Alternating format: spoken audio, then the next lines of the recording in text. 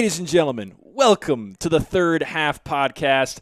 I'm your host, Jared Kleppel, along with Gerard Ascani, brought to you by the FCS Live team, as well as the Pod Escape Room and Ally Marketing. In case you're wondering why we're a little bit late, Gerard and I just did about, 10, almost 15, probably 10 minutes. It's practice, right? It was practice. We did about 10 minutes of our first segment, thinking that we were totally live, and we were not. So, hello again, everybody. We had some good practice. We have a lot of great things to talk about. We have some games to recap. A very big game this weekend. But before we get to all that, we're going to welcome to the show Grand Rapids Ole coach Fabian Rodriguez. Fabian, thanks so much for joining the Third Half Podcast today. We're happy that you're here with us. Well, thank you guys for having me. It should be fun, and I'm honored to be on the show a second time. Yeah. Well, the main reason, Gerard, we wanted to bring Fabian Rodriguez on the show once again, as you mentioned before we went on air, Fabian's our second-time guest, which is amazing. But the main reason why we wanted to bring him on is there's a new FCS announcement just a couple days ago, FCS Futures. Yeah, I could sit here for an hour and talk about what Fabian has done in Grand Rapids with futsal, but thinking about ABK and now Grand Rapids Ole and this history and tradition that he's creating with futsal, I could think of no better person to come in and have a conversation about FCS Futures. So, Fabian, let's start right there about FCS Futures. Tell us a little bit about the why of this league and kind of how it came to being, even if it's just a little short snippet. Well, I mean, I feel youth futsal has come a long way. It's changed a lot over the years.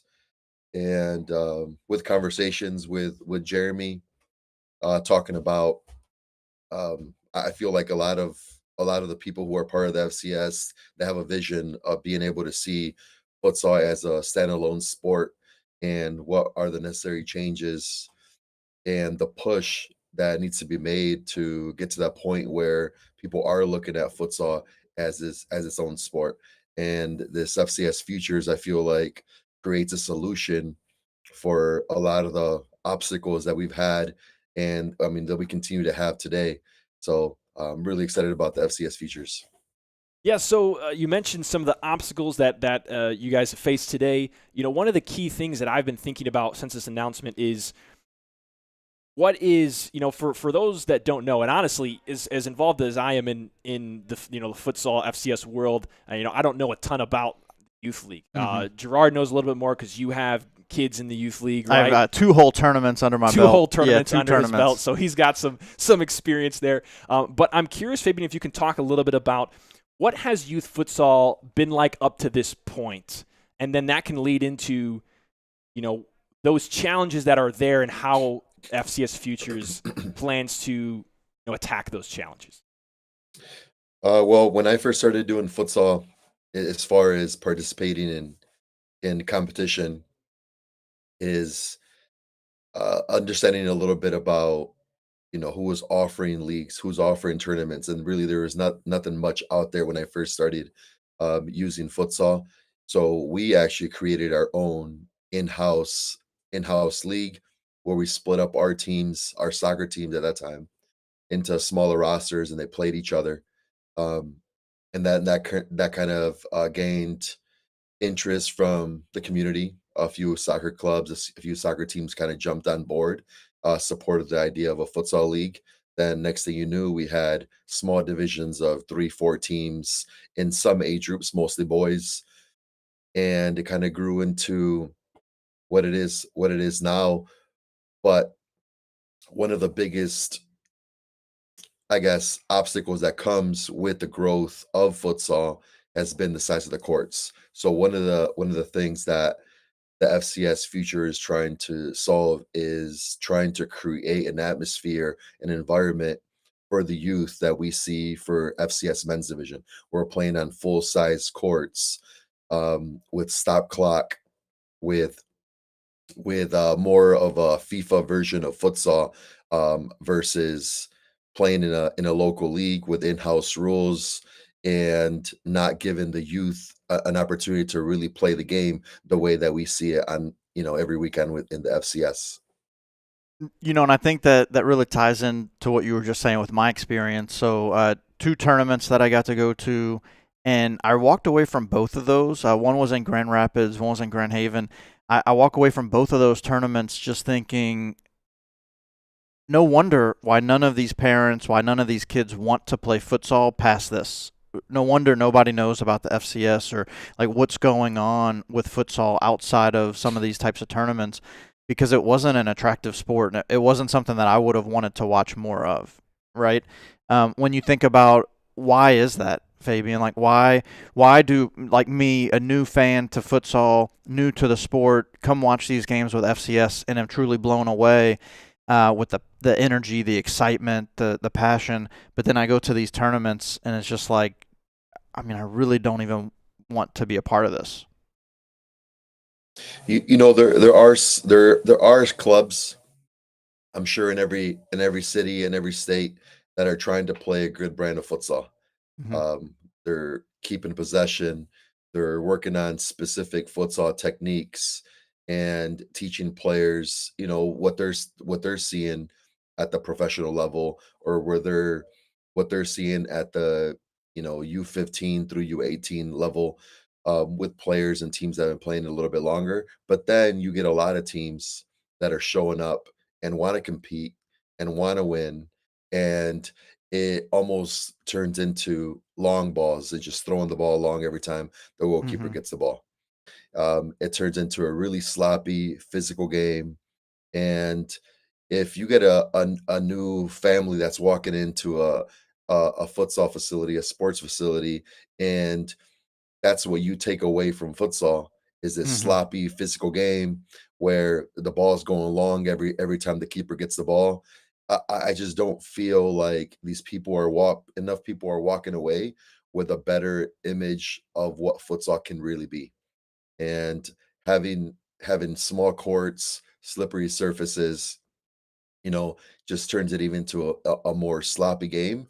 And we're all part of that problem, I guess, playing on these small courts ourselves. We have small courts in our facility, but we're also trying to be part of the solution, and Y- taking the steps to improve what futsal is supposed to be.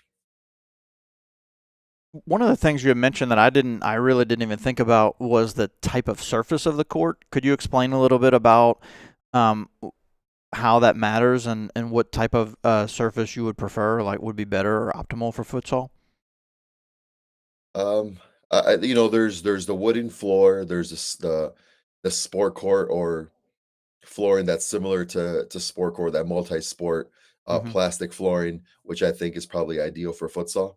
Um, some wooden floors are okay, but there's so many wooden floors that just get so slippery.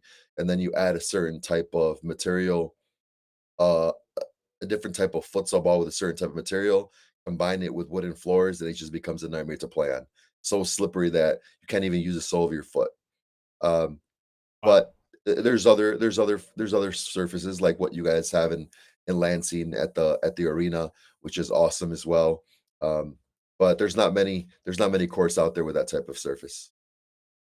And just to give a little bit of context to everyone watching, so some of the things I want to kind of make clear about what the Futures League is going to contain. You mentioned full size courts, so no more kids playing on small courts. It's going to be played on a full like international size court. Is that correct? Yeah, there'll be requirements to the dimensions. So Okay. maybe not a complete 40 by 20 for like Okay. U10s, Okay. but definitely a lot bigger than what we're used to playing.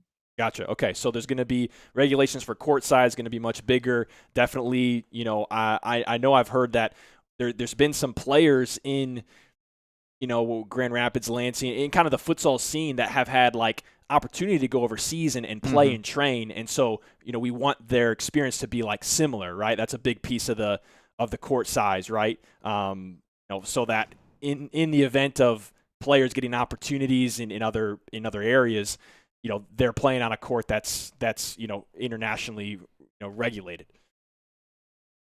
Yeah, for sure. And then on top of that court size, the stop clock, which can take, um, most leagues and tournaments are playing 222-minute halves, two Mhm. 24-minute halves. This can take a game that could be, um, 46 minutes long to an hour and 20 minutes. So Yeah, with the clock being stopped every time the ball goes out of bounds, I feel like players are just going to get so much out of it. yeah, On top of that, this league will be a home and away league, so similar structure to what we see with the men's. So now, if you're traveling for, I don't know, let's say we're from Grand Rapids, we're traveling to Lansing, and we're playing a running clock of 24 minutes. Your players are coming in, you're getting a couple 4 or 5 minute shifts, but we turn that into a stop clock. Now you're most likely going in maybe 3, 4 shifts in one half, which I feel like players are just going to get so much more out of Mhm. that yeah, experience playing in a longer game, which I yeah. feel like will make a huge difference. So the court size is a big change and a big initiative. The stop clock. So for those of you that know futsal, every time the ball goes out of bounds, the clock is stopped. In a lot of youth tournaments right now, this is not the case. They just play kind of running clocks. So those are two very big changes and differences, to how the Futures League will run. Home and away is what you said as well. This is going to be much more of it's like a competitive season, not just tournaments, correct? Yeah. So divisions are going to be at U10, U12, U14, U16 on both boys and girls side, and divisions will most likely be made up of about 6 team divisions. So it could be anywhere from 4 to 6 team divisions, and you're playing everybody twice, home and away. Okay, awesome. Yeah, and that's something that I know Gerard, the experience you have Mhm. right now. That's not how the leagues are played right now with the home and away and like a kind of a proper season. Fabian, about these three elements that you've pointed out here.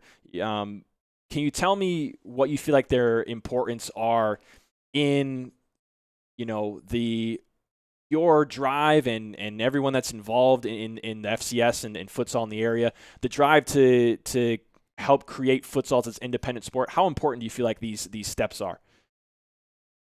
Well, I think it's a missing piece to be able to create a league where you're competing against like-minded people. So I feel like everybody in the FCS wants to see futsal as its own sport. Therefore, you're going to get a good brand of futsal every game you play.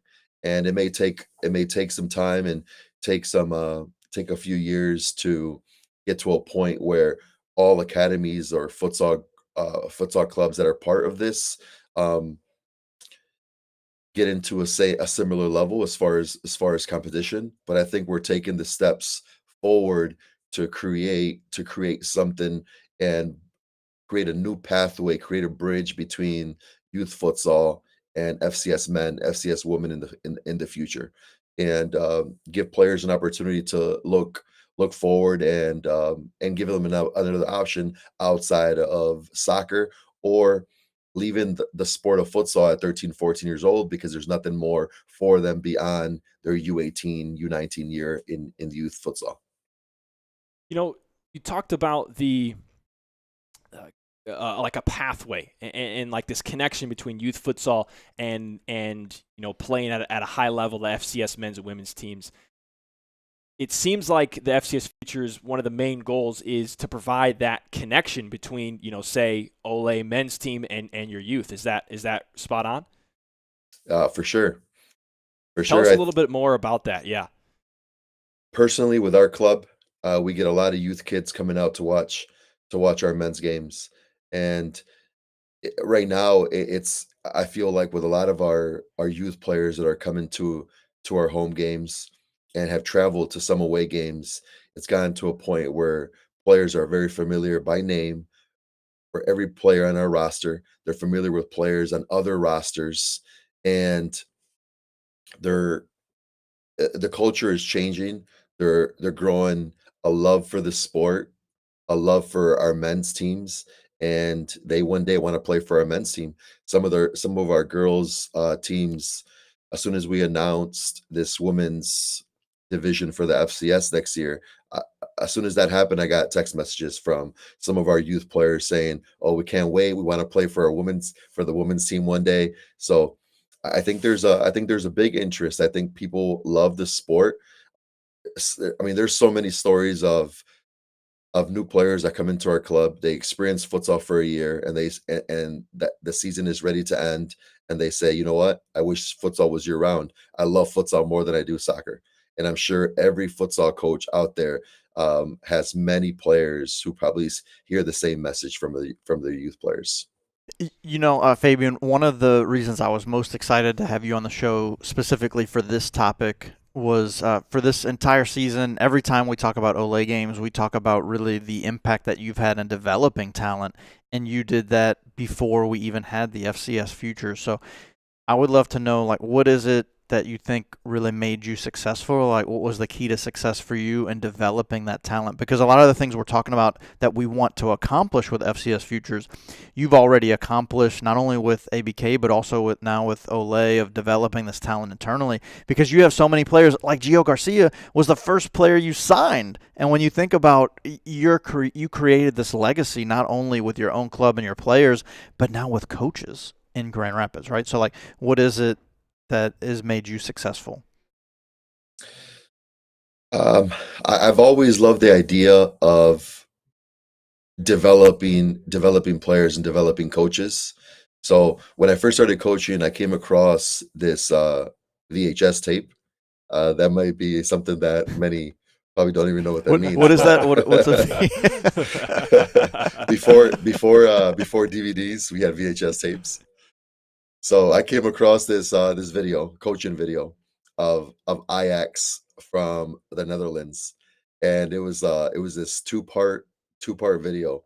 One was kind of breaking down the history of the club and the connection between the youth and their pro team and all their players that were on the national team from Ajax, and this training video. They they recorded like a 10-year span of all these kids, um, between 8 to 12 years old, that fast forwarding 10 years and showing so many of these players playing on the pro team and then playing for the Netherlands. Really, just really awesome video. I watched this during the same time that I started Ole Soccer Club before futsal started for me. mm-hmm. And I just fell in love with the idea of us developing our own players, not going out and recruiting the top talent to create teams, which some people prefer to take that path. The same thing with our coaches. In the very beginning, I was coaching all our teams. Little by little, we got some of our youth players at 15, 16, 17 years old. Lethal started coaching really young. Jesse started coaching really young at 15, 16 years old. And we developed our own coaching staff. So I love that idea. And I think that plays a big part in our success with our men's team. All right, Fabian, I need to know, was Sammy your first player that got called up to the national team for the tryouts or the camp this past year? No, we've had Alexis Mendez, Oh. who's played for us in the past for ABK. He played a few years with ABK as well. Diego Bobadilla, he's lives in Milwaukee. He was called up as well. And then we had Jesse Zamudio, who also was on a few trips as well with the national team. So these are all players that you developed, right? Players that grew up playing through ABK. That's wild to see, kind of like what you saw on that VHS tape, right? And then for you to do it as well. So I know we might not have had the chance to see them play at the national level yet, but like to see that kind of progress, that's just wild. Have you captured the photos and the videos of your 10-year journey for some of these players? We have a lot of video, a lot of old video files that we're waiting for the right moment to put something together. Yeah. Is that tonight? Do we have it? Probably not tonight, but in the near future for sure. Well, I'm sure there's a lot of excitement surrounding youth futsal with this announcement and some of the things that are going to be different. We talked about some of those differences early on: the court size, stop clock. But I think there's also some significant impacts. Say for parents, right? It is a home and away, but like you mentioned before, Fabian, and I'd love to hear a little more about this. You know, Now players are not just traveling for a 44 to 50 minute ish game. It's like when you're traveling for a full length game, and it seems like the way things are envisioned in the FCS Futures, it's probably going to even be better for families and parents too. Oh yeah, for sure. Uh, I mean, if you think about the amount of running and the physicality that it takes to run on a 20 by 40 court. I mean, right now for our men's teams, we're doing 2 minute shifts, and we run 3 lines. So with the youth, normally teams are made up of 8 court players, sometimes 7 court players. So normally you have 2 lines or 3 players on the bench, and everybody's eager to get back on the court. You're coming off, you're like, oh, I felt like it was 1 minute, and they're on the court for 4 or 5 minutes. And I'm sure all coaches can relate to that. But you're playing in a 20 by 40 and you're on for 2, 3 minutes, you need a sub. Like Mhm. if you're actually working hard, you need Yeah, a sub. yeah. And it would be nice to see the response from these players playing a full game with stop clock and feeling like, okay, that was fun. Like that actually Mhm. felt like playing 2 games. Yeah. Yeah. One of the things that you kind of mentioned, and I'm curious, Fabian, if you thought about this at all, that aspect of the parents, right, of the cost associated with traveling to these tournaments, staying in hotel rooms overnight, to whereas when you're just traveling for a single game, you can make that drive, whether it's an hour, 2 hours, 3 hours, whatever, and then come back after. So is that something that was a factor in the way that we set this up as well, to where it's not that tournament style where you got 3 games and the 3 games happen Friday, Saturday, Sunday, so you're almost forced to stay overnight on these trips, and it's a substantial financial burden as well. Yeah, it makes it. Yeah, it does. It's a big investment to play in a tournament and travel so far to play some games, and sometimes you never know how those games Mm-hmm. are going to go, and if it's going to be worth it. Um, so hopefully this FCS Future League grows. We believe it will, and we kind of fill in the gaps between cities and get to a point where the travel, is an hour and a half max to games. Mm-hmm. I'm sure our first year it'll probably be a little bit more travel, but I really do believe this is going to grow. Speaking about different like filling in the gaps and growth of the league, we had one comment on YouTube that said that suggested that there's a lot of youth futsal leagues already in Grand Rapids, and asking what the benefit would be to creating one league versus having multiple. So, are there multiple leagues in Grand Rapids, and if so, what's the benefit of having one league as opposed to multiple? Well, I think that goes back to the conversation of it being a different sport. So we run a league in Grand Rapids. The court size is half the size that we would see on Mm-hmm. an official size court. And Yeah, just that alone, it's a completely different sport. It's night and day on yeah, what is possible on a big court. So this is definitely not going to be for everybody.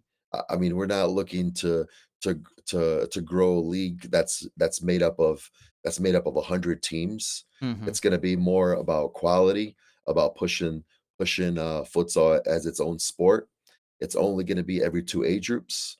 So starting at U10, going up to U16. It's not going to be about coming in and profiting off of this league. This league is going to be for the clubs, and we think that people who will be part of this league have the same vision of growing the sport of futsal in the United States and just changing the culture. You mentioned two things that I thought were really, really interesting. Talking about how the goal of the league is not to profit from the league, and the goal of the league is to serve the clubs in the teams. Can you tell us a little bit more about how specifically FCS Futures accomplishes those two things? Well, the cost is going to be pretty low, and that information will come out soon. But the cost is going to be low. This is going to be something that um, clubs can handle, and will allow clubs to grow into into this concept, into this idea. Um, we're not in it to really make a profit. We want to create a stage for the youth players to play the FIFA version of the game. When you talk about being in it for a profit, Gerard, you can probably speak to this based on your experience bringing kids to to the youth tournaments. It really seems like a lot of those tournaments, that's one of the main goals is the profit of the people putting them on in the facility, correct?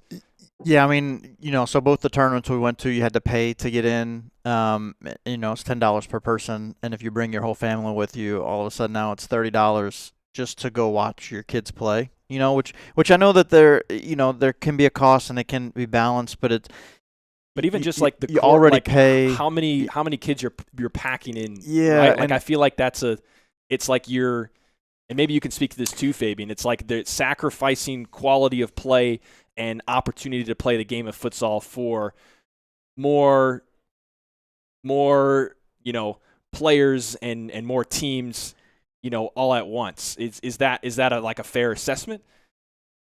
I mean, indoor sports are pretty expensive. The court rental, being renting out an indoor facility is a lot different than going and renting out a soccer field. Mhm. There's just so many more costs. So I understand some of the things that go into running a league and running a tournament, but I think this is a little bit different. So this is for more for serious academies who want to be part of that change in the United States on growing the game of futsal. It's one of the things I think about. So, I mean, we talked kind of like some of the obstacles and opportunities with the youth game. The part for me that seems the most appealing is what you just talked about of this idea of the club. So when you think about the FCS and the success we've had this season and the continued growth, we're welcoming in some new teams next year to the FCS. And then the futures is really about developing that talent internally, right? And so instead of just getting the best players from around the world to come play for these teams, it's really about developing players to actually go play other places, right? And play here, play other places as well. So when you think about that, how special an opportunity can this be for the other teams in the FCS to help them build through their own internal development? Yeah, I think it'll be great. I mean, I know it'll be difficult this first year, but I think it would be great if all FCS clubs had youth teams Mm-hmm. um, part of this futures and kind of see that real pathway within each club.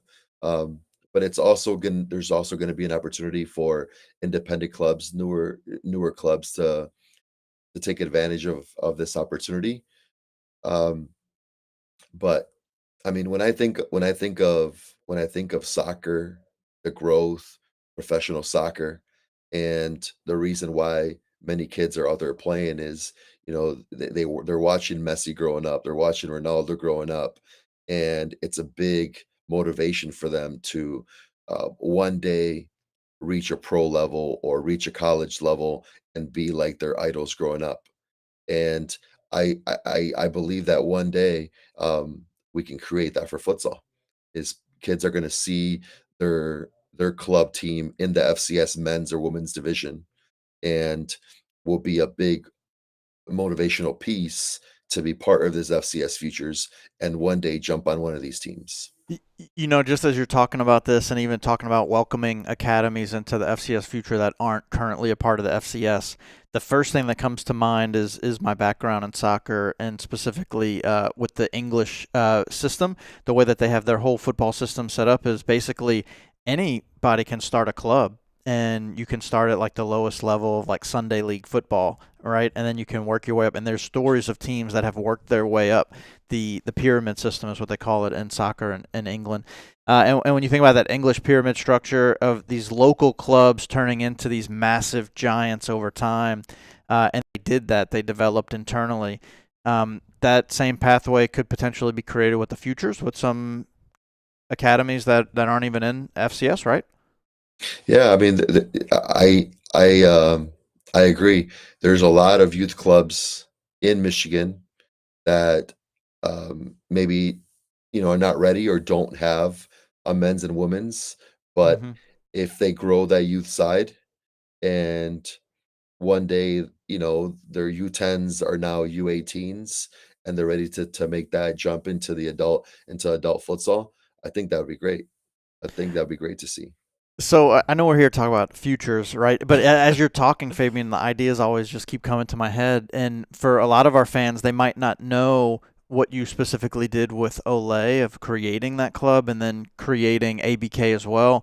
Um, for people that are out there that aren't even a part of a club right now, could you tell us kind of like how you got started and then what something like FCS Futures could have done for you in the way that you developed Olay and ABK? Yeah, I mean, we literally when we created Olay in the very beginning, we ourselves literally just the coaching staff or the group of guys that helped create the club. We were out in parks recruiting players, passing out flyers, out in Hispanic League adult games, and all these little kids that are tagging along with their dad, watching them play. And that's kind of how we built our club. It's just That's awesome. recruiting out parks, and that turned into 4 or 5 teams our first year.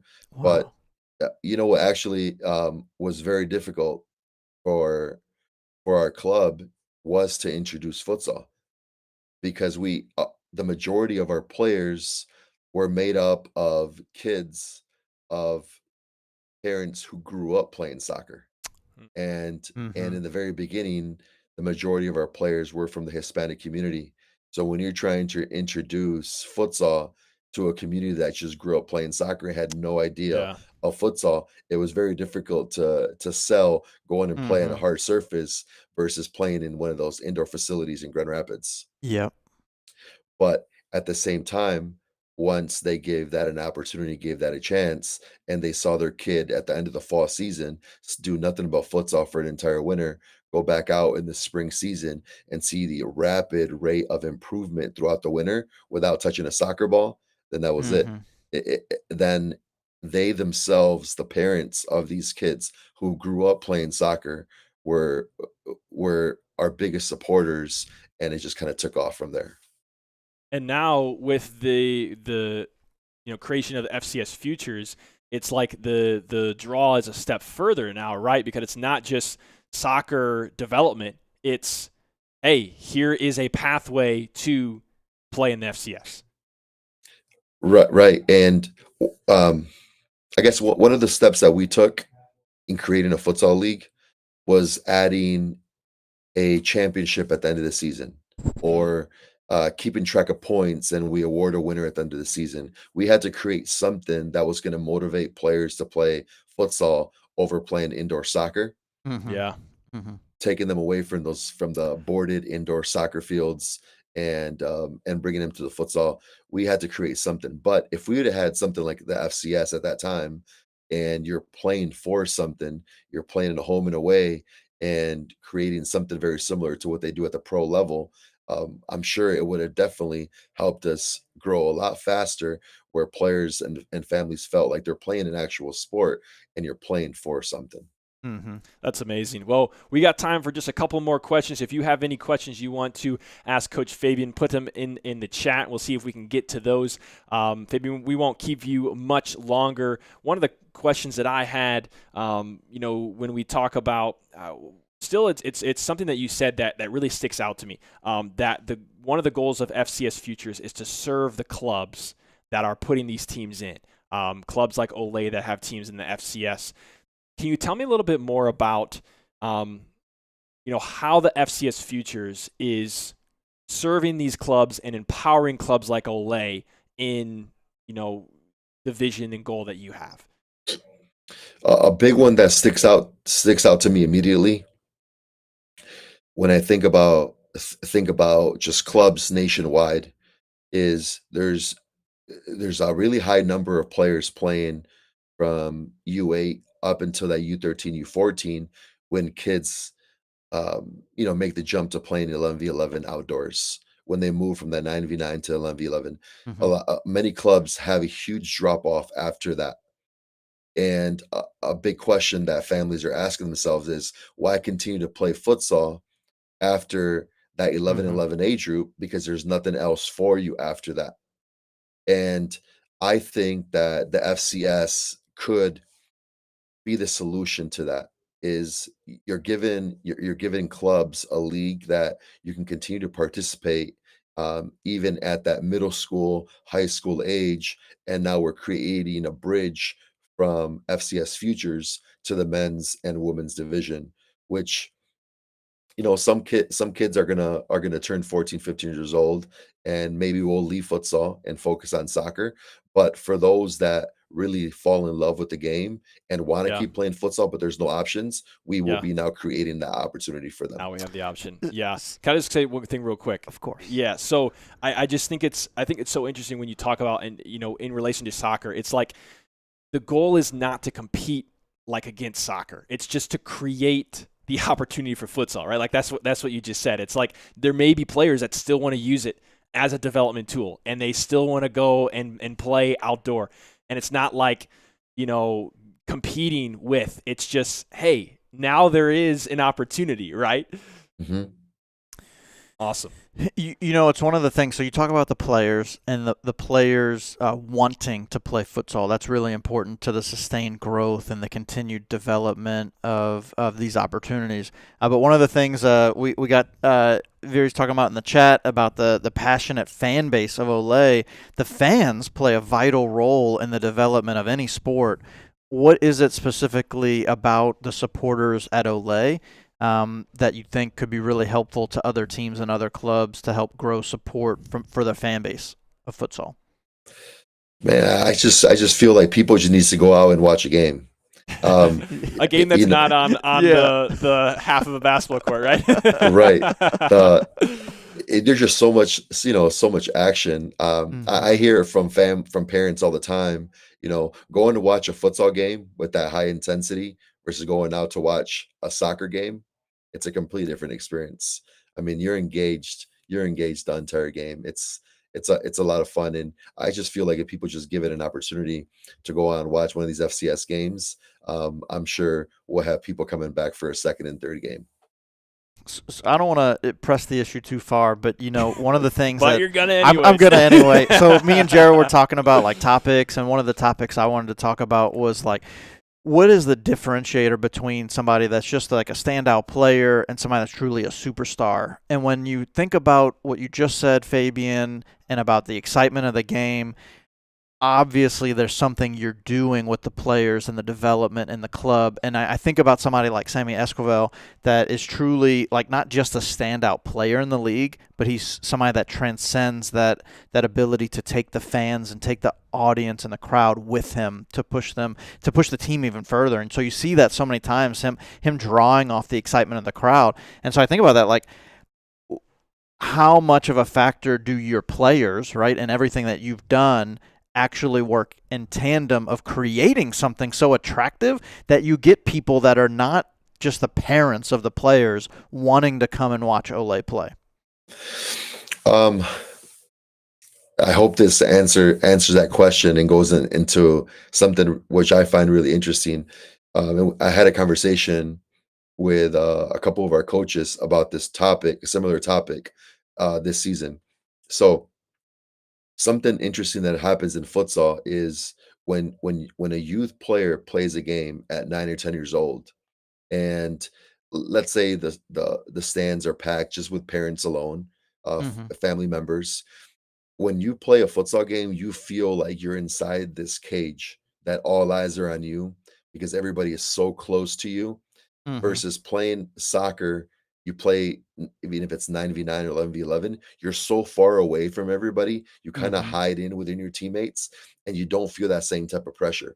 So when you grow up, for example, like Sam, playing futsal at 4 or 5 years old, and you get this experience of playing in front of tons of people, every tournament, competitive games, and you get to 14, 15 years old, you're able to handle this type of pressure and perform in front of people. There's just so much part of the game of futsal that benefits you as a competitor that people don't even realize. That has nothing to do with skill or anything. It's just being able to handle that type of high pressure environment in futsal that you don't get in soccer. So talking about Sam and him being that type of player right now on our men's team, I mean, he's grown. He's been around that environment his entire life. Yeah, So, you definitely said it right when you said you talk about you can't hide on a futsal court. It's kind of what you said. It's so true. I mean, being on the court myself and playing, it's like you.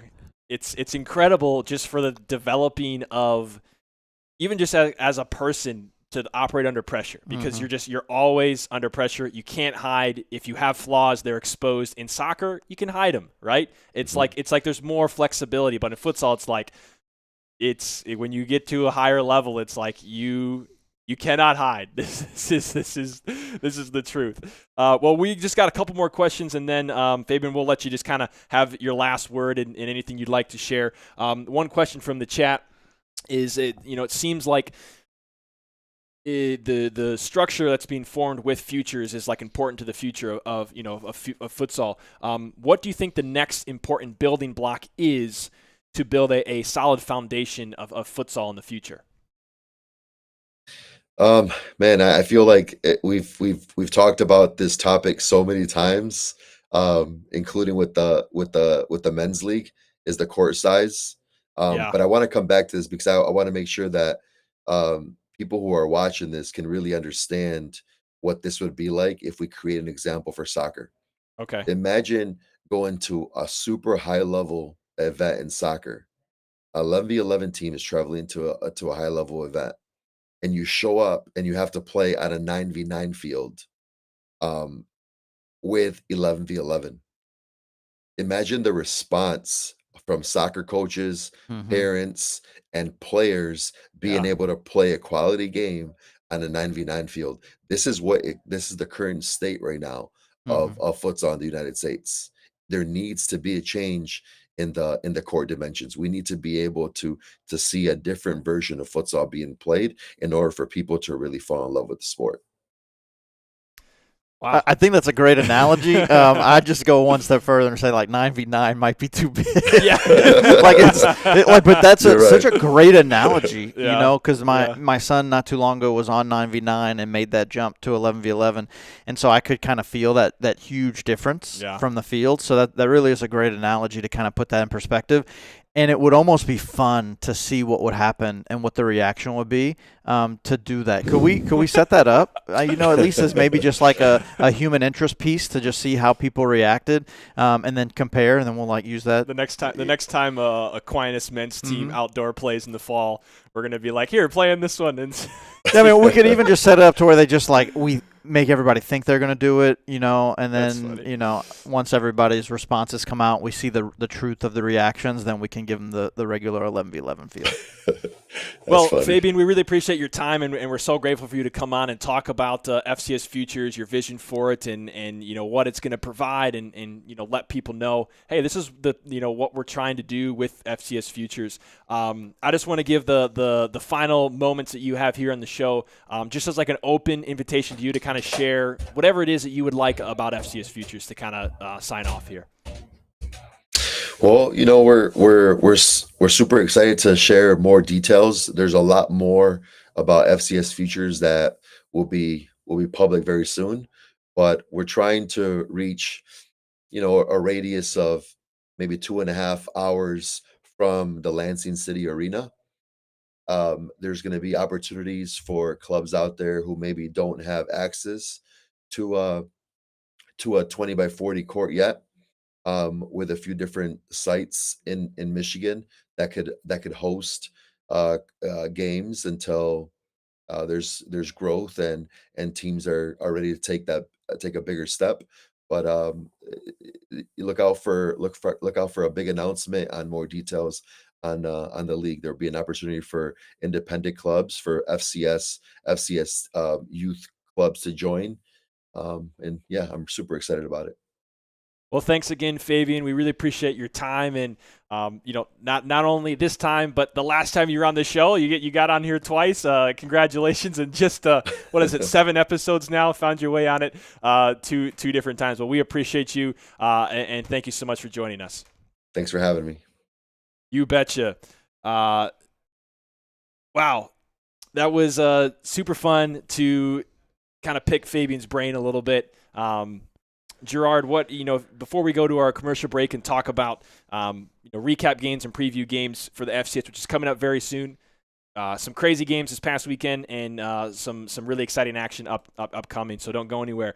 But just some ending thoughts with our conversation. Yeah, I mean, talking about Ajax and what that tape meant to his passion for futsal and like what he's done now, for me, I want to see that for him and get to share that with other coaches across the U.S., across the world, of like what it takes, because they in so many ways have replicated that. Like, we're seeing that work, which is really cool.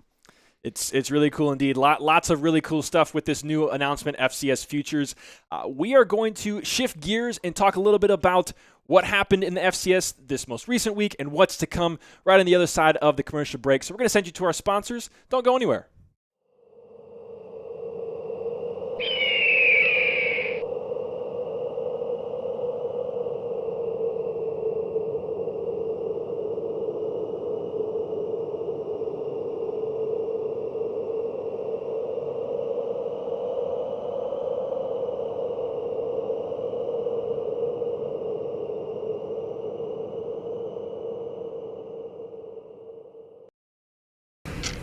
Committing a crime so you can try to escape from prison.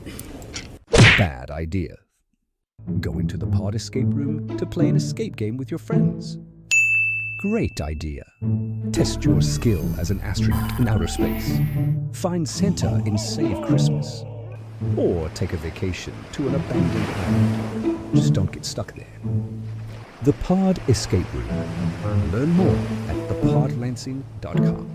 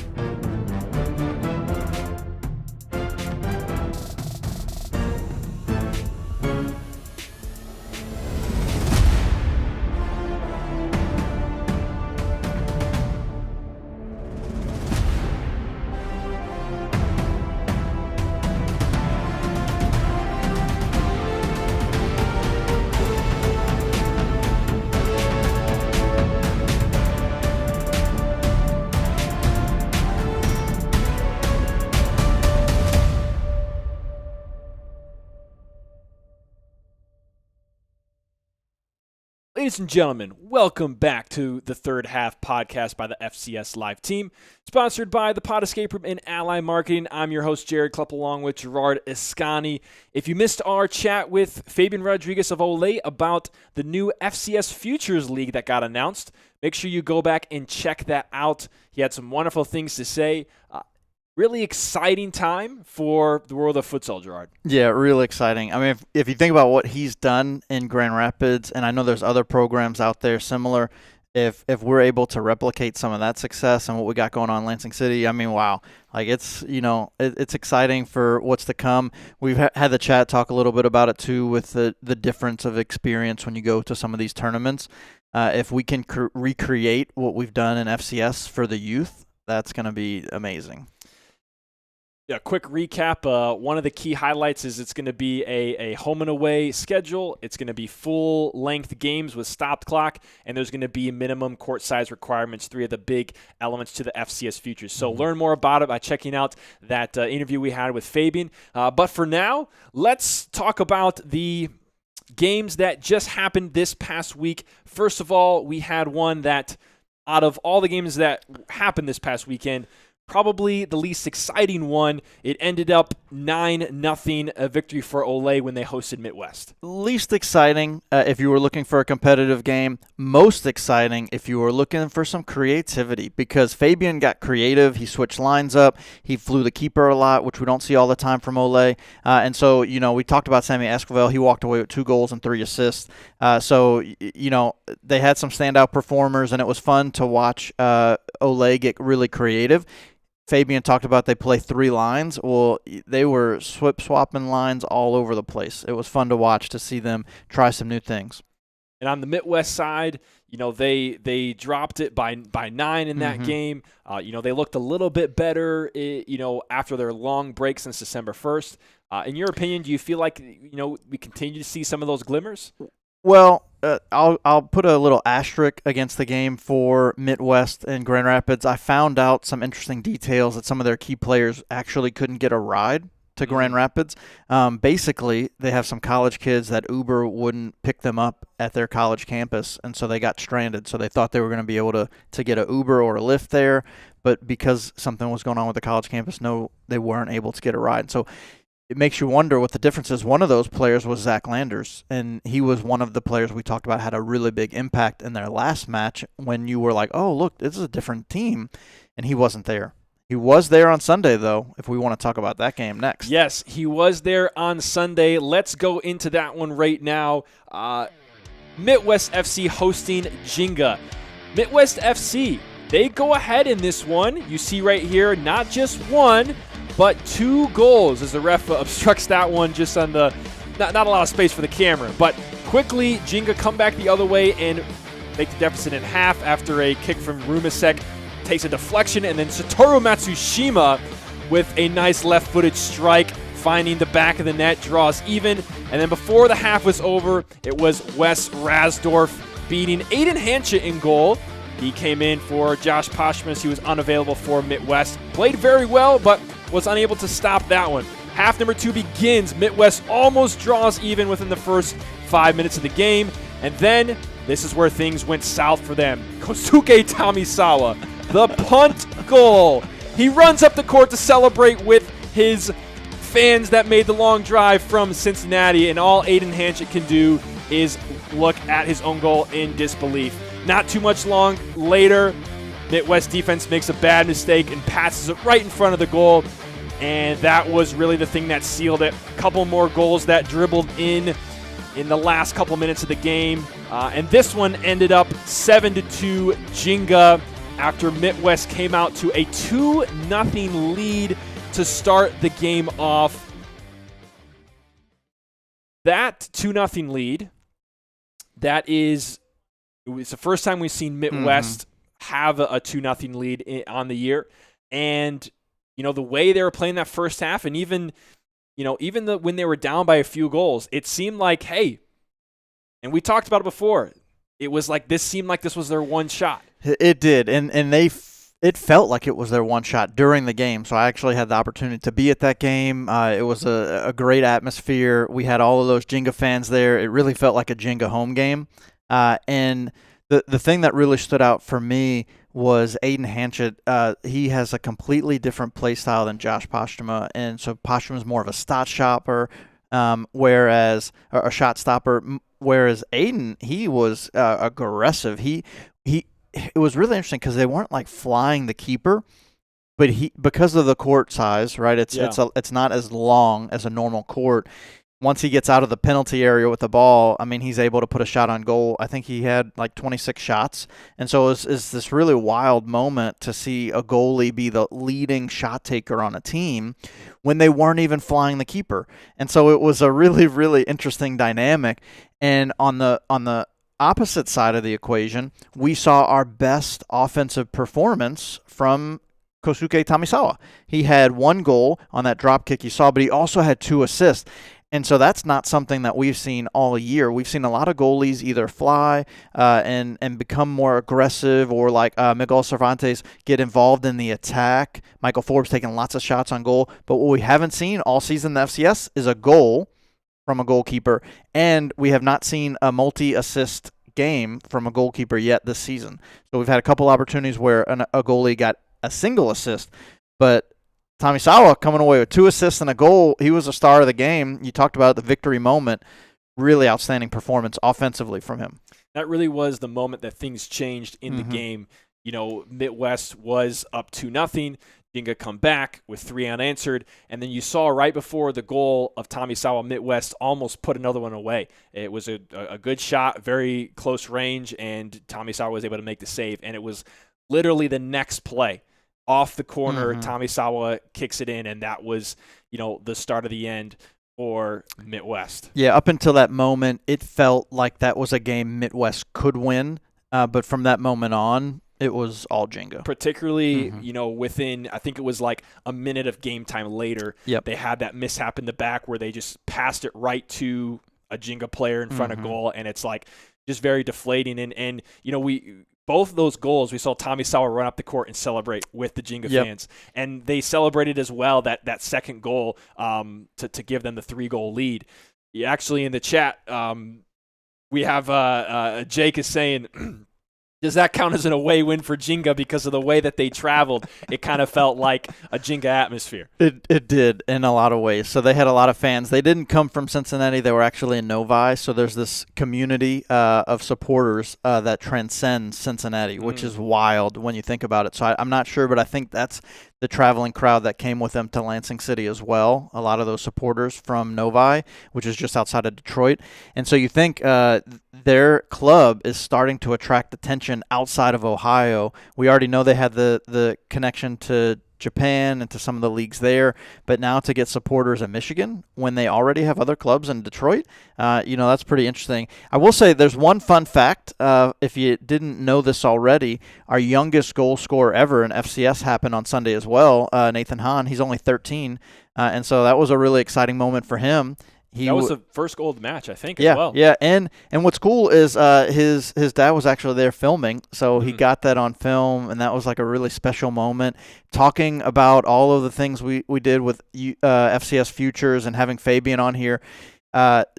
Nathan Hahn, somebody that started futsal first before he ever played soccer, and he started at a really young age, and Francois was really proud of that moment. Not only that he's been able to all season play at this level with men, but that he came away with a goal in his first season in the FCS. That's awesome.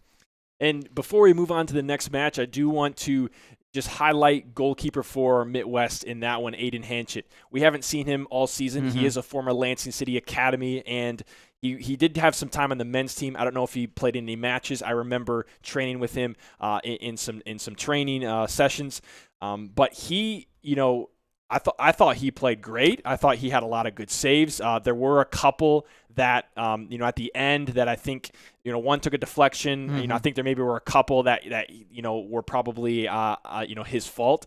But, I think he did have a good performance for Midwest. I think he, applied pressure and had the opportunity, like you were saying, he came up on the attack and provided something that was, I think, of value for Midwest in that game. Well, something else of value for any of our fans watching along with us at home, if you navigate to futsalchampionseries.com and click on the game, you can see yourself the stats for Aiden Hanchett. He actually had 26 saves on Sunday, and so this is a first for the FCS. We actually have live stats now for this season, and so you can go in and check out the game stats after the game. These will be uploaded, and you can look. We even have the link that was just posted in the chat. That's the leaders for the league, so you can go in and look at who has the most goals, who has the most assists. I don't think anybody's going to be surprised about that one, but you might be surprised to know who has the most yellow cards.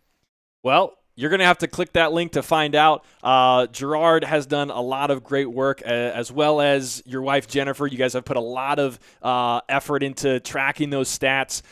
It's some pretty amazing stuff. So definitely check that out if you want to see what the stats have been like for this year. What's the percentile of accuracy you think? Are we above 95% on the accuracy here? Yeah, we're really accurate. There's only two real challenges. It's the virtual broadcast when the video feed stops and when it comes back and they're like, tricky. They scored a goal or there was an assist and you're like, oh, well, okay. And so trying to figure out those were the most difficult. And there were one of the things, so, my family did, we were like the league statisticians, but the work that we did was dependent upon the video production team.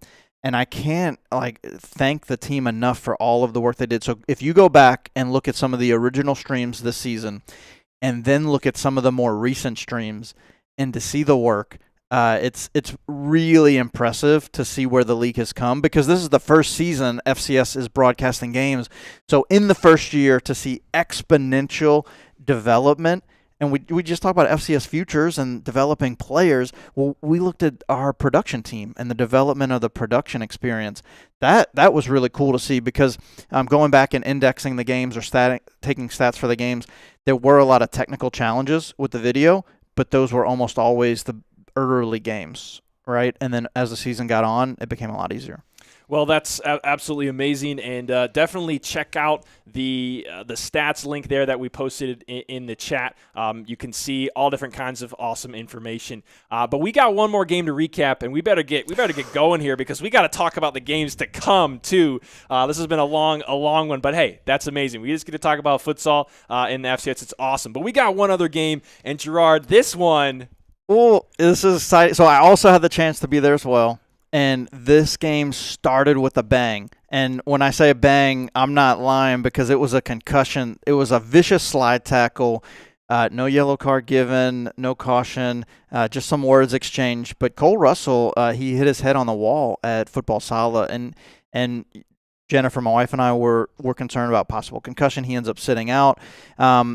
But then later in the game, for him to come back and to see how he really pulled his team together, so it's something that we've talked about a lot. When do you decide to change up your tactics? And they did. And so we haven't seen a lot of times where we have a true fifth attacker. So we see flying the keeper a lot, but seldom this season in FCS have we seen a true fifth attacker.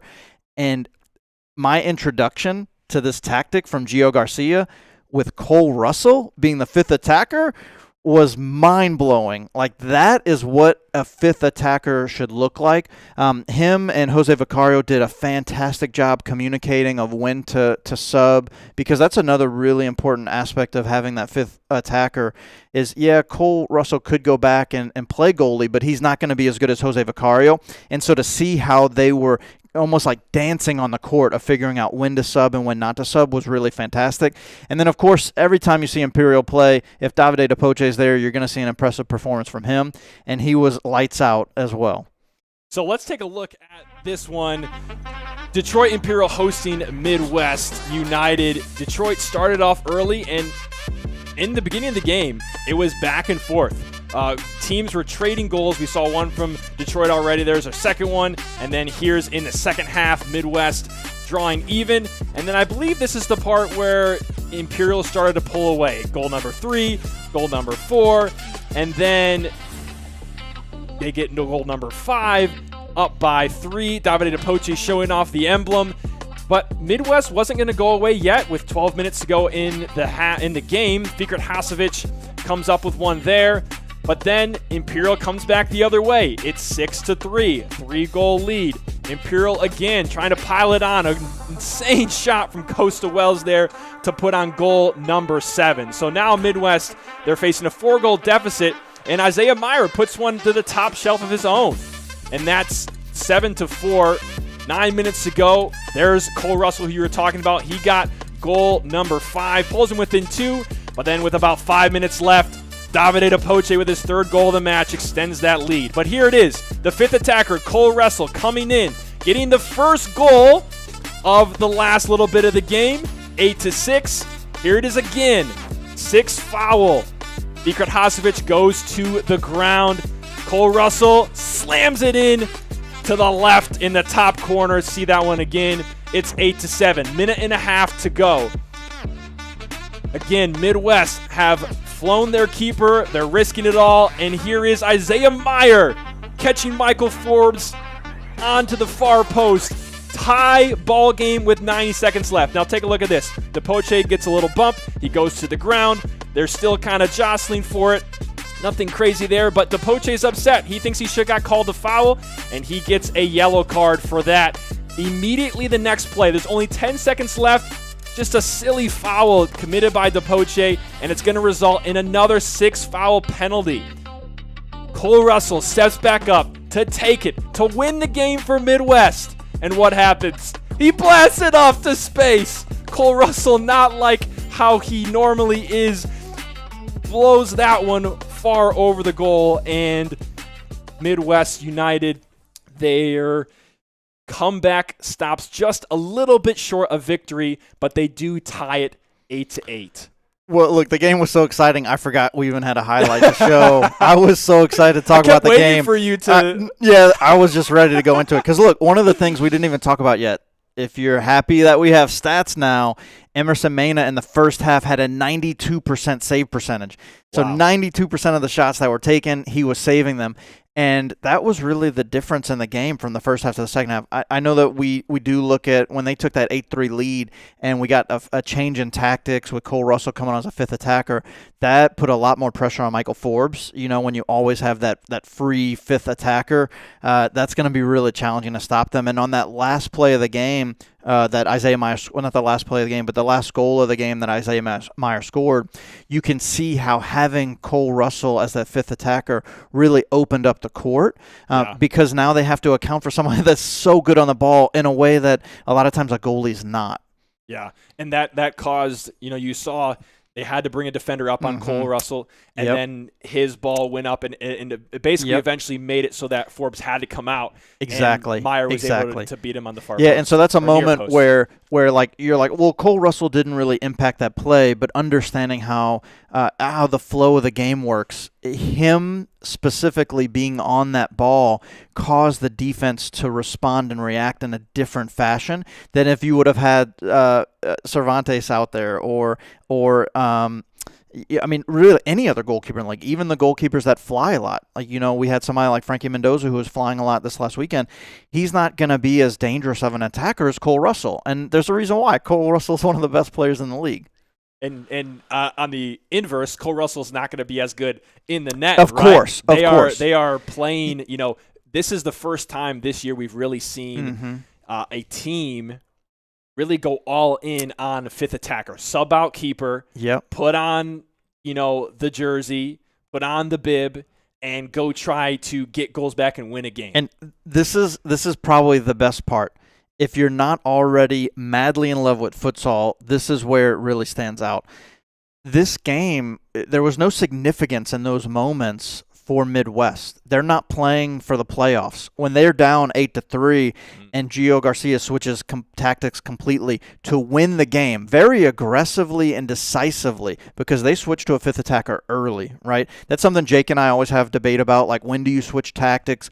They did it very early in that game. There was a lot of time left in that game, and it could have gotten out of hand really bad. But Gio made a call, and he said, we're going to win this game. Yeah. And they were put into a position, and honestly, the only reason that I don't think that Cole Russell walks away with the star of that game is because he missed that PK when they could have won. And so that's the difference. For anybody that's wanting to know about the votes, the final votes for Davide DePoce and get it player of the game.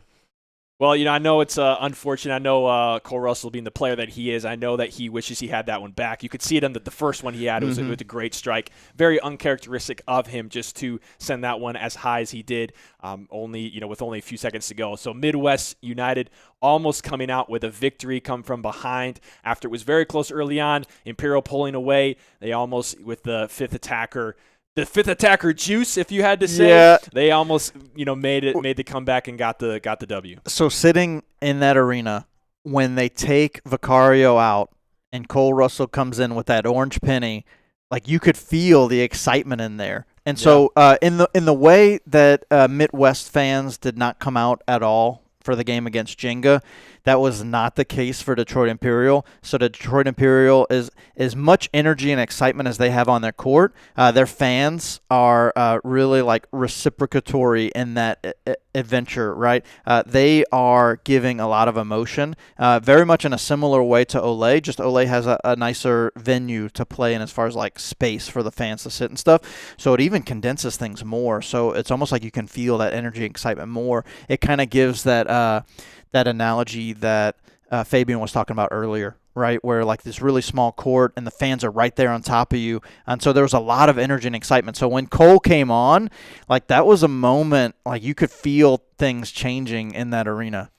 And that was certainly, in my opinion, I think that was the most exciting thing we saw, all weekend long. Cole Russell coming on as that fifth attacker and providing the spark in that risk for Midwest United, and they draw 8-8 with Detroit Imperial. And the draw does mean a different scenario in the playoffs. Let's talk about that just for a minute. I put up here, the playoffs are basically here. And the reason we say it is this. We know who the top two seeds are. Grand Rapids Olay and Midwest United, they're going to host the semifinals. And then because of the Detroit tie, Jenga's win means that they are in, whereas before Jenga had the worst goal differential, so they were going to be in a position where it was going to be tough for them to get in if Detroit got a result and Lansing got a result. Well, now the tie means Jenga is in, and this weekend it's now between Detroit Imperial or Lansing City for the last spot. If we recall some of the early talks on the third half, 15 points was the number that Jenga need to get to be safe for the playoffs. Because of Midwest United and Olay being on Imperial's schedule, and taking more than 1 point out of either of those games was going to be a tall task.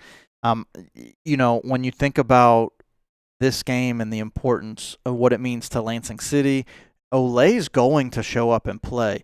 And that's one thing that they're not going to just roll over and let Lansing City take away this W. So they're going to come to win, and I'm anticipating them bringing a lot of fans with them as well because they have a great supporter base. And so this arena on Saturday night is going to be insane.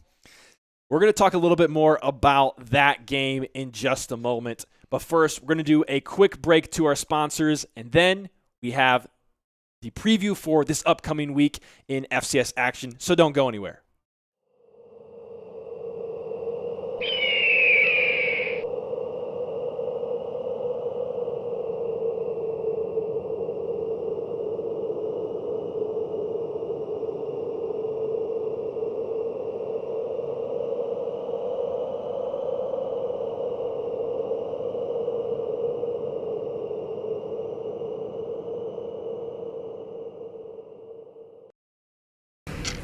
Committing a crime so you can try to escape from prison. Bad idea. Go into the pod escape room to play an escape game with your friends. Great idea.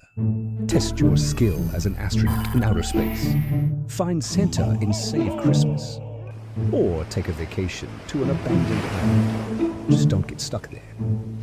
The Pod Escape Room. Learn more at thepodlansing.com.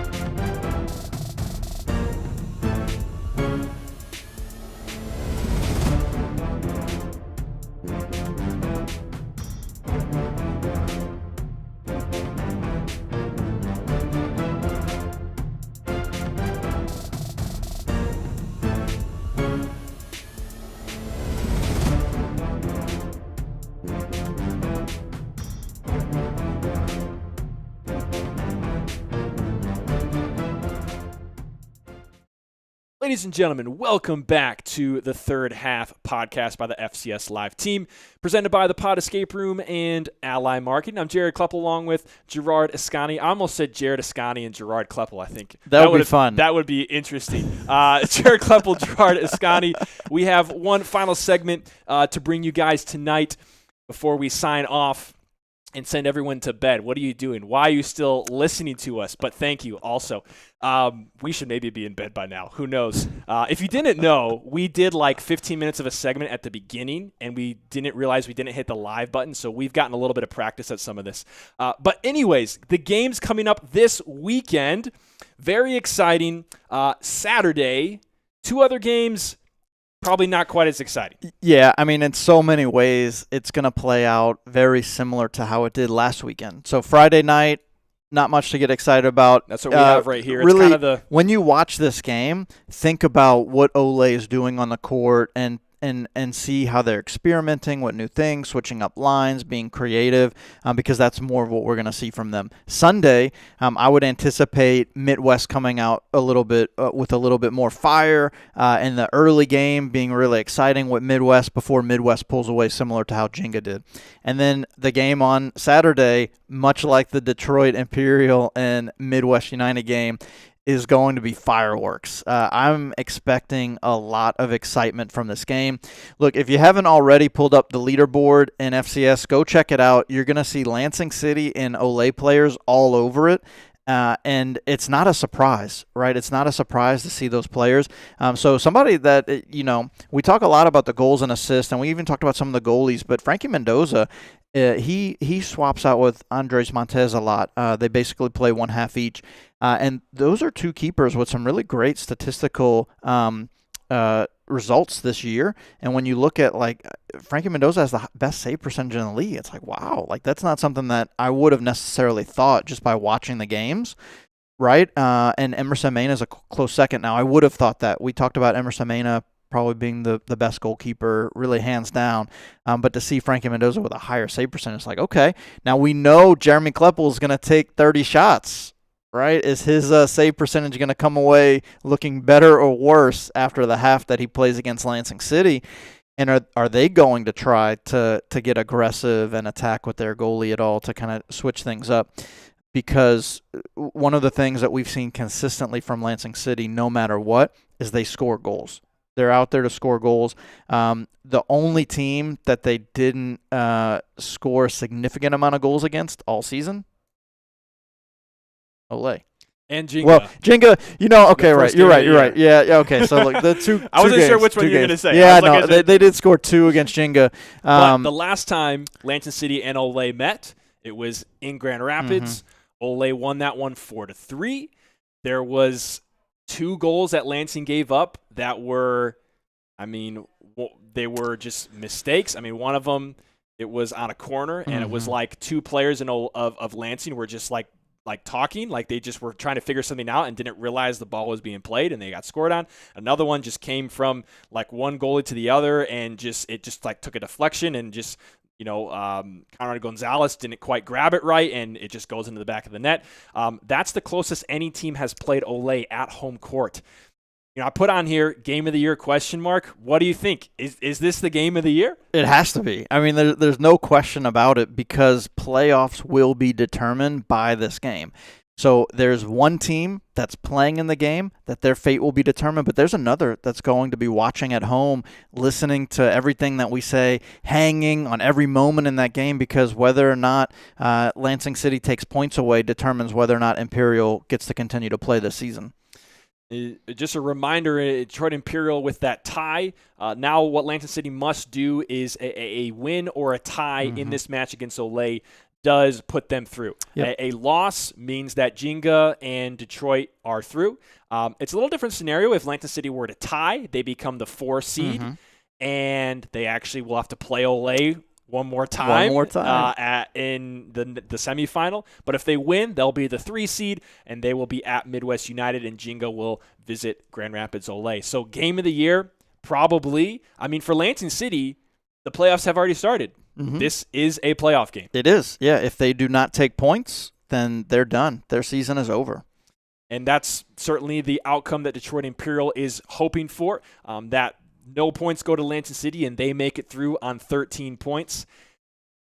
What are you looking for in this game, Gerard? You know, we've talked about the last time they met. It was a one-goal game. No one has played Ole like that at home. And we've seen a lot of shots from Lansing City, a lot of comfortability at home. We see a lot of experience from Grand Rapids Ole players and a lot of youth that are coming up in the ranks for Lansing City. What do you feel like is going to be the difference in this game? Well, you know, big call out. Jack Fisher's coming back. So He's coming back. He's coming back. For sure, confirmed. Sources say. Oh, well, maybe not. I don't know. I'm just wondering. I'm asking. He's out there practicing with the team. So, so I'm fully anticipating him being there. That'd be amazing. Potentially, maybe there's a chance. That's what he said. He said he wanted to come back for that one. So I definitely would believe it that he would be coming back for it. So, Jack Fisher. Yeah, I think that's a big difference in Lansing City's attack.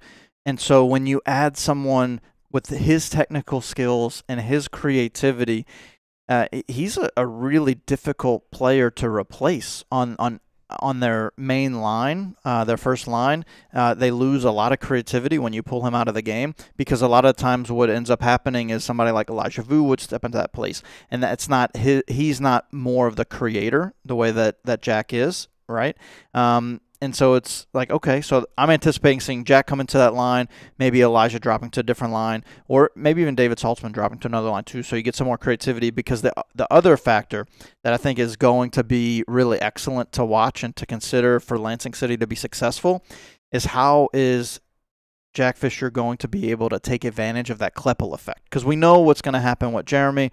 He's going to have his results and his impact on the game, but how do the other players that play with him, how do they take advantage of the space that gets created?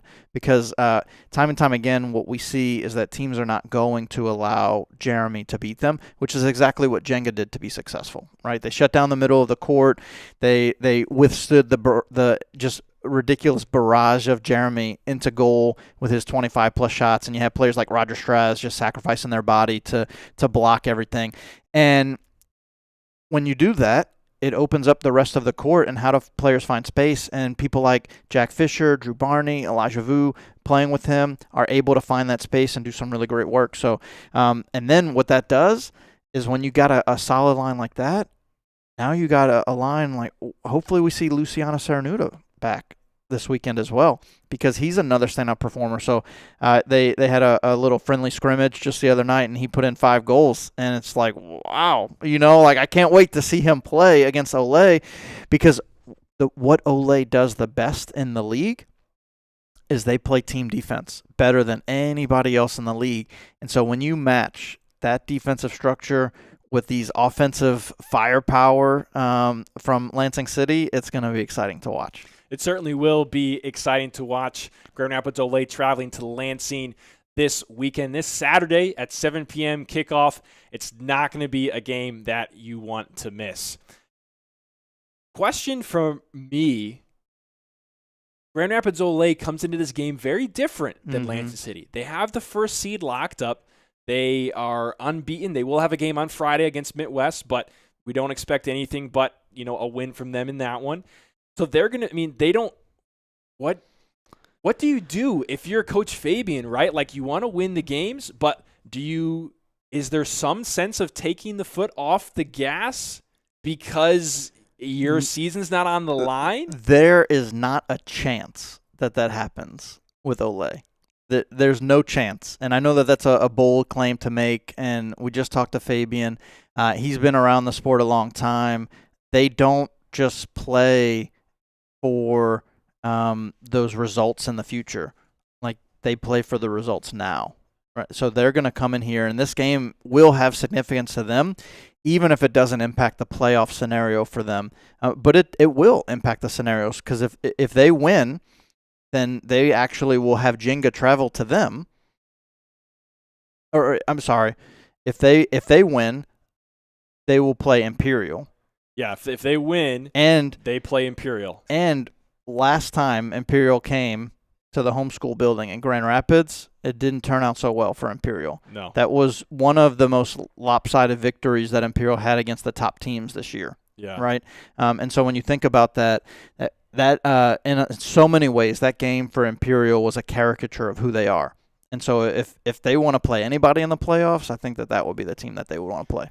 Very interesting point Jake is putting up here is that they kind of can choose who they want to play almost. If they sorry to call you out on this, Jake, but I think what you said was a little bit wrong. If they win, they do face Imperial, but if they draw, that's when they would face Lansing City. If they lose, then they play Jenga because Lansing City will have the tiebreaker over Jenga. So there is an element of that, but it's.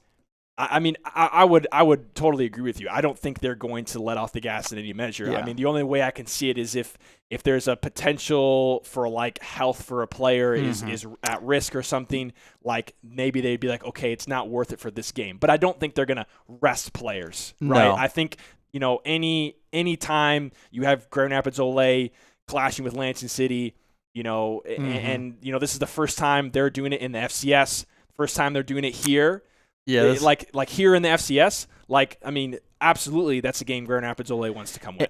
And they are a team that loves futsal, so they play the game. Like, that's what they're here to do. They're not just here to win. Yeah. Like, they love the sport. They want to win, but they love it. And so, they're going to come out with intensity regardless of what's on the line for the future. Like, that's the part for me that I think's always been so appealing about these games and these matches is that they're not out here playing for money. Like, they're truly playing for the love of the game. Yeah. And when you think about that, they're coming here to win. There's no other result that they're going to walk away from this arena happy with except a win. And I'll be curious to see how their fans travel. Their fans have been, some of the best fans we've seen, at home. They travel to the crosstown rivalry. It's a short hour drive. I bet we're gonna see quite a few fans coming out to watch that clash go down. Lansing City hosting Grand Rapids Ole for the last spot in the playoffs. Is it going to be Lansing City or is it going to be Detroit Imperial in that as the fourth team to make it to the playoffs? We're going to find out this weekend. Yeah, we will. And I do think we're going to see a lot more goals this weekend than the last time these two teams played. The 3 to 4. We will see a lot more goals. I think you could be right about that one. It's I think it could be a little bit of a toss-up because of just how Ole plays defense. But I do think I would agree with that. Before I throw it over to you for the last word, I do think the difference in this game is going to be whether the Lansing City players make the immature mistakes that we've seen. I really think that's I think that's probably been the difference in every game that they've played is the mistakes and how the other team has capitalized on that. I think if Lansing City doesn't give up any goals, I think they win this game. I think if they, give away goals like they have in the past, I think it's really hard when you are in such a tight match to just give away goals. I think that's going to be the difference in this one. Yeah, they definitely can't give away those goals. And one of the things that we have seen through them throughout the entire season is that development. And it's part of the reason I didn't even consider the Jenga game when I was talking about a game where they didn't score a lot of goals, because in so many ways that is not the team that they are today because of that development. Because of the development that's occurred over the 5 months of the season, we've seen a tremendous growth of who they were as a team and who they are now. We absolutely have. So I'm excited. I hope you guys are excited. I know you're excited for this one on Saturday. It all comes down to this for the last chance at the playoffs. There's something before the last word. Ethan Castaneda is on a red. He should be. I would assume it's a 1-game suspension for a red. Sadly, yes, he's out this game. So no Ethan Castaneda for Lansing City. You never want to see teams not at full strength, but it's part of the game, part of the consequences of the decision he made to make that tackle in a situation that deserved him the red. So he sits out. So Conrad Gonzalez is going to be in goal. And they picked up another keeper as well to be a backup. So who knows if we see him in action or who he is. I don't know a lot about him and the impact that he may or may not have. But Conrad's been pretty solid in goal consistently. So at least they have a a consistent option to replace Ethan Castaneda. So, to wrap up tonight's episode on the third half, Gerard, last word. If there's any chance you can make it out here March 8th for this matchup, come out to Lansing City. Check out this game. It will be amazing. There it is. It will be amazing. If Luke Miller had the last word, he would say it's jabroni. There it is. That's going to wrap it up for tonight's podcast, the third half podcast by the FCS Live team. I'm Jared Kleppel along with Gerard Ascani. Thanks so much for tuning in. We hope that you guys enjoy the FCS action this weekend. And as Gerard said, come to this game in Lansing. It's going to be amazing, or at least tune in and see the broadcast. Thanks so much for tuning in tonight, and good night.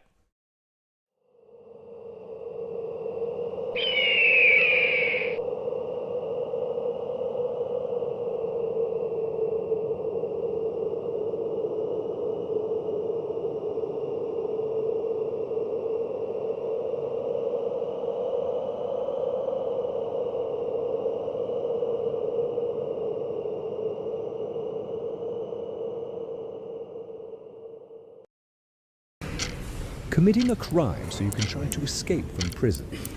Bad idea. Going to the pod escape room to play an escape game with your friends. Great idea. Test your skill as an astronaut in outer space. Find Santa in Save Christmas. Or take a vacation to an abandoned island. Just don't get stuck there. The Pod Escape Room. Learn more at thepodlansing.com.